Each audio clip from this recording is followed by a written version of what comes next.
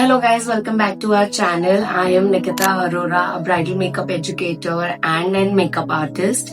So अगर अभी तक आपने हमारा चैनल सब्सक्राइब नहीं किया है तो फटाफट से जाके सब्सक्राइब कर लो। मैं यहाँ पर आपको एजुकेट करती हूँ मेकअप के बारे में और सिखाती हूँ कि मेकअप कैसे करते हैं, specially in bridal field.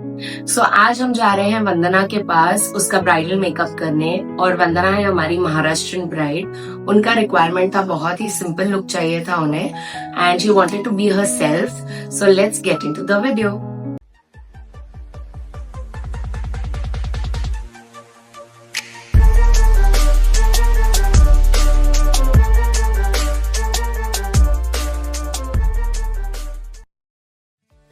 Meet our bride Vandana. So Vandana has a requirement of very subtle makeup और वंदना हमारी महाराष्ट्रियन ब्राइड है।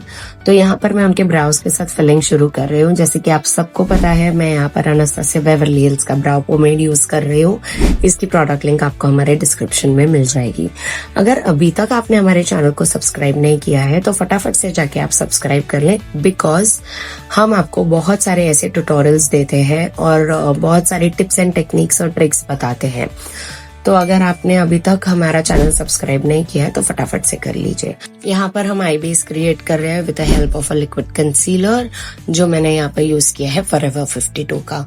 उसको अच्छे से आप पूरे आईलिड्स पर प्लेस कर दीजिए। जब लाइट शेड का आप कंसीलर यूज करते हैं, आपको इतना ध्यान रखना है कि आप टू मच ब्राइट शेड ना लें, वरना वो व्हाइट आपके इनर कॉर्नर्स में दिखेगा। इसके लिए आपको ऐसा कंसीलर शेड चूज करना है जो closer to the skin tone हो, बट एक शेड ब्राइट हो, जिससे आपके सारे आईशैडो के कलर्स कैच हो जाए और नेचुरल भी दिखे। तो यहाँ पर मैं कंसीलर लगाने के बाद उसे अच्छे से अप्लाई करके ब्यूटी ब्लेंडर से ब्लेंड करके लॉक कर रही हूँ with the help of a translucent powder. तो इट इज वेरी इंपॉर्टेंट कि अगर आप आपके आई बेस को लॉक ना करें तो आपका आई बेस क्रीज हो सकता है, और जब क्रीज होगा तो आपका आई शैडो अच्छा नहीं दिखेगा। यहाँ पर मैं यूज कर रही हूँ जेम्स चार्ल्स का पैलेट, जो आप देख सकते हैं मैंने यहाँ पर फोटो पेस्ट की है, और वो पैलेट अभी डिसकंटिन्यू हो चुकी है। बट अगर आपको ये सेम पैलेट चाहिए तो आपको फॉरएवर 52 में मिल जाएगी। यहाँ पर मैंने एक ब्लश पिंक शेड उठाया हुआ है और मैं वो आउटर कॉर्नर से लेके क्रीज लाइन तक लेकर आ रही हूँ और उसे अच्छे से ब्लेंड कर रही हूँ। It is very important to blend all your colours evenly, because अगर इवनली आप ब्लेंड नहीं करोगे तो वो पैच बन सकता है। उसे थोड़ा डेप्थ और डार्कनेस देने के लिए मैंने सेम फैमिली का थोड़ा सा डार्क पिंक शेड लिया है, जो मैं पूरे लिड्स पर लगा रही हूँ। एक बात का आप हमेशा ध्यान रखिए कि जब भी आप आई शैडो करते हैं तो ग्रेडियंट्स दिखना चाहिए, यानी लाइट टू डार्क दिखना चाहिए। एक प्लेन फ्लैट कलर नहीं दिखना चाहिए। ये कैसे आएगा? ये विथ प्रैक्टिस आएगा। अगर आप प्रैक्टिस नहीं करोगे तो आपका वो शेडिंग इफेक्ट नहीं आएगा। Plus choosing the right brushes are also very important. इस वीडियो को आप बार बार देखिए, ध्यान से देखिए, पीछे जाके देखिए कि मैं ब्रश की जो डायरेक्शन है वो कैसे यूज कर रही हूँ, क्या मूवमेंट है मेरे ब्रश की, because that movement will give you the perfect gradients that you need. Inner corner पे थोड़ा सा लाइट आई शैडो मैंने ऐड कर दिया ताकि आईज थोड़ी वाइड ओपन लगे। उसके बाद मैं फिंगर्स की हेल्प से यहाँ पर लगा रही हूँ शिमर। आप कोई भी पैलेट का शिमर लगा सकते हो। शिमर कभी भी फिंगर्स से लगाओगे तो वो अच्छा दिखेगा और उसका पिगमेंट और पे ऑफ अच्छा आएगा। अगर आप ब्रश से लगाओगे तो उसका पे ऑफ अच्छा नहीं आएगा, क्योंकि फिंगर्स में हमारे नेचुरल वार्मथ रहती है।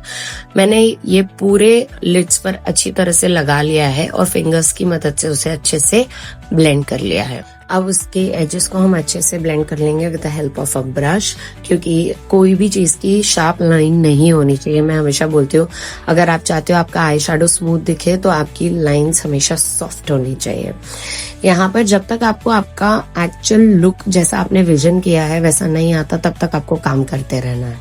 यहाँ पर मैं कर रही हूँ टाइट लाइनिंग। आपको पता है tight lining is my favourite step, puts the I look together.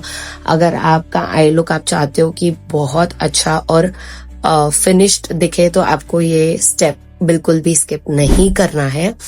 और मैं ये भी बोलूंगी, जब आप और भी एस्थेटिक पेजेस देखते हो इंस्टाग्राम पे और जो फॉरेन के मेकअप आर्टिस्ट है उन्हें देखते हो, आप बोलते हो क्या आई मेकअप किया है, कितनी सुंदर लग रही है।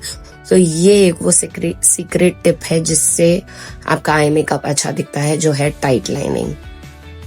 यहाँ पर हमने आई मेकअप को कर दिया है फिनिश और सारा फॉल आउट को क्लीन करते हुए अब हम जाएंगे स्किन को रेडी करने के लिए फॉर बेस, क्योंकि यहाँ पर वेडिंग फॉलोड बाय रिसेप्शन था जो आपने अगर नहीं देखा है तो आप हमारे व्लॉग में भी देख सकते हो। इसका लिंक व्लॉग का मैं डिस्क्रिप्शन में दे दूंगी और उसमें हमने आपको रिसेप्शन का भी लुक बताया हुआ है। तो यहाँ पर मैंने स्किन को कम्प्लीटली कर दिया है मॉइस्चराइज्ड करने के बाद मैं थोड़ा सा इन्हें पोर प्राइमर लगा दूंगी क्योंकि इन्हें पोर्स थे। तो आपको कभी भी क्लाइंट का स्किन टाइप देख के मॉइस्चराइजर और प्राइमर चूज करना है, बिकॉज आपका मॉइस्चराइजर और प्राइमर ही आपका बेस को होल्ड करता है और लंबा टिकाता है। अगर आपके ये दो प्रोडक्ट रॉन्ग चॉइस के होंगे तो आप कुछ भी नहीं कर पाओगे, चाहे आप जितना अच्छा मेकअप कर लो वो नहीं टिकेगा जब तक आपका मॉइस्चराइजर और प्राइमर सही ना हो। यहाँ पर अच्छे से फेस को मॉइस्चराइज करने के बाद और पोर प्राइमर लगाने के बाद अब हमारा अगला स्टेप आता है कलर करेक्टिंग का। तो यहाँ पर हम करेंगे कलर करेक्शन। मुझे अक्सर स्टूडेंट्स पूछते हैं कि मैम हम कैसे हमारे स्किन टाइप के हिसाब से प्रॉपर प्रोडक्ट चूज करें और कैसे सारी चीजों को हम समझे कि ये इसके साथ जाएगा, ये उसके साथ जाएगा। तो उसके लिए आपको हमारा प्रोफेशनल कोर्स ज्वाइन करना चाहिए, क्योंकि ये सारी चीजें इन डेप्थ प्रैक्टिकली सिखाई जाती है। मैं ये वीडियो में कितना ही बताऊंगी आपको तो भी आपको समझ नहीं आएगा जब तक ये आप सामने रहकर नहीं सीखते और नहीं मिस्टेक्स करते। और जब आप सामने मिस्टेक करते हो तो सामने आपको करेक्ट करने वाला भी होना चाहिए। इसके लिए ऐसी चीजों के लिए मैं ऑफलाइन कोर्सेज सजेस्ट करती हूँ। और आप देख सकते हैं कि यहाँ पे मैंने कलर करेक्टर को कम्प्लीटली फेस पर लगा दिया है और अब उसे मैं अच्छे से ब्लेंड कर रही हूँ, क्योंकि ये भी जो स्टेप है बहुत इम्पोर्टेंट है, क्योंकि यही स्टेप आपके फाउंडेशन को ग्रे नहीं होने देता है, आपके सारे फ्लॉज को कवर करता है, कंसील करता है। तो ये स्टेप भी इक्वली इम्पोर्टेंट है। तो यहाँ पर आप कलर करेक्टर में ऑरेंज प्लस न्यूट्रलाइजर भी लगा सकते हो, या सिर्फ आपको डायरेक्टली न्यूट्रलाइजर लगाना है, ज्यादा डार्क सर्कल्स नहीं है तो आप डायरेक्टली भी न्यूट्रलाइजर लगा सकते हो। यहाँ पर मैं एक पतली सी लेयर लगा रही हूँ फाउंडेशन की। सारी डिटेल्स आपको प्रोडक्ट्स की हमारे डिस्क्रिप्शन लिंक में मिल जाएगी। कोर्स की डिटेल्स के लिए आप स्क्रीन पर जो नंबर फ्लैश हो रहा है उस पे हमें व्हाट्सएप कर सकते हैं। और मैं आपसे और एक बात कहूंगी कि इस लुक को फाइनल देखिएगा लास्ट तक, ताकि आपको समझ आए कि हमने कैसे कैसे स्टेप्स आगे लेकर गए हैं और कैसे इसका बेस हमने रेडी किया है। पूरा इसका वेडिंग प्लस रिसेप्शन बेस 12 घंटे तक टिका हुआ था and she was so happy that base did not move little of here and there, और बहुत अच्छा लग रहा था बेस। फाउंडेशन भी आप देख सकते हो कि मैं आराम से part by part, portion by portion face पर लगा रही हूँ। ऐसा नहीं कि पूरे फेस पर मैंने अप्लाई कर दिया और फिर ब्लेंड कर रही हूँ, जी नहीं, मैं जहाँ अप्लाई कर रही हूँ वहां ब्लेंड कर रही हूँ।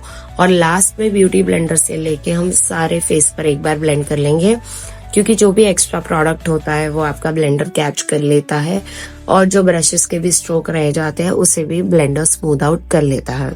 ब्लेंडर कभी भी आपको यहाँ पे डैम्प यूज करना है, बिल्कुल भी ड्राई ब्लेंडर्स यहाँ पे काम नहीं करते।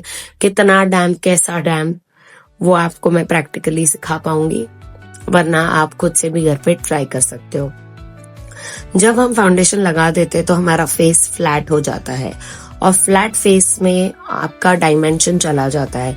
तो चेहरे के फीचर्स को उभारने के लिए, डायमेंशन वापस देने के लिए हम यहाँ पर करते हैं हाइलाइटिंग, जो हमारे फेस के हाई पॉइंट्स पर होती है, जहां पर नेचुरली लाइट पड़ती है। जैसे कि आप देख सकते हैं मैंने अंडर आइज पे हाइलाइटिंग की थी, nose, bridge of the nose पे की, फोरहेड पे की और चीक बोन और जॉ लाइन के बीच में की, ताकि वहां पर शैडोज कट हो जाए।